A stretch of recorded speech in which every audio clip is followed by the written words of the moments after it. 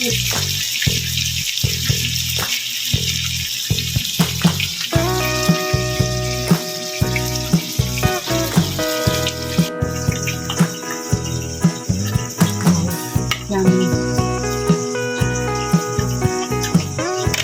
Ano lasa?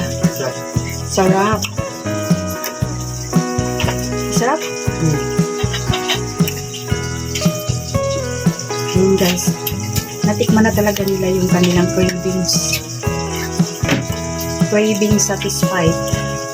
Hi guys! Magandang araw po sa inyong lahat. For today's video ay luluto po ako ng first time sa aming buhay guys.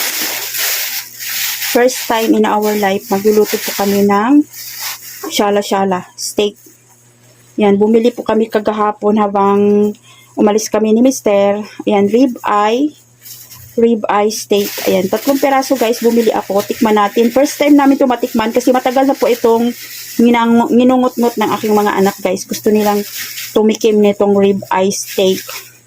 Gagawin po natin, bali 3 lang po kasi 3 lang kami kakain nito. Si tatay kasi namin ayaw kumain ng beef.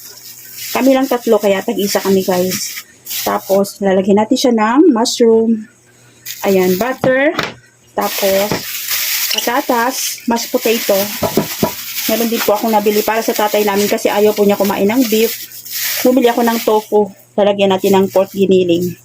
Tapos guys, thank you pala sa ito po ay, hindi po kami makakabili nito kung wala yung sahod ko sa YT. Thank you YouTube, thank you sa sahod. Ayan, nakabili kami nito. First time, sa wakas nakabili din kami nitong steak. Yan lang guys, thank you for watching and God bless po sa ating lahat. Happy Tuesday po sa ating lahat. Ito na po yung aking nagawang gravy or sauce ng aking steak. Yan sa guys, tinoast ko po yung butter, flour, and garlic. Tapos, ayan na siya guys, luto na. Nilagyan ko siya ng mushroom. Ayan na po, okay na po yung sauce ng aking steak. At thank you po sa inyong lahat sa mga sumusuporta sa aking YouTube channel, sa hindi nag-skip ng ads. Maraming salamat po. Sa wakas po na ipatikim ko na sa aking mga anak yung gusto nilang matikman. Thank you ulit and God bless po sa inyong lahat.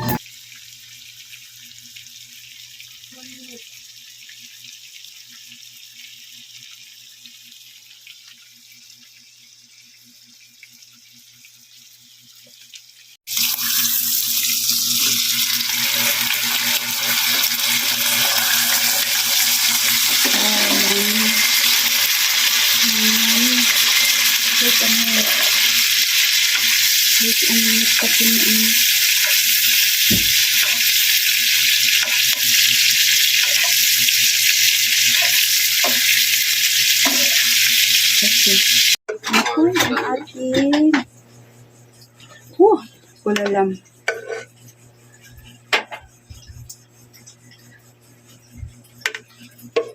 Lagyan ko na rin yung mashed potato. Uy, kinuutabang na nga bang.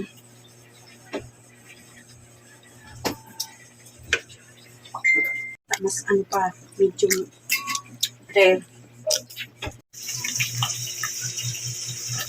Wow, yummy. Ano lasa? Sarap. Sarap. Sarap? Ayun guys, natikman na talaga nila yung kanilang cravings. Craving satisfied.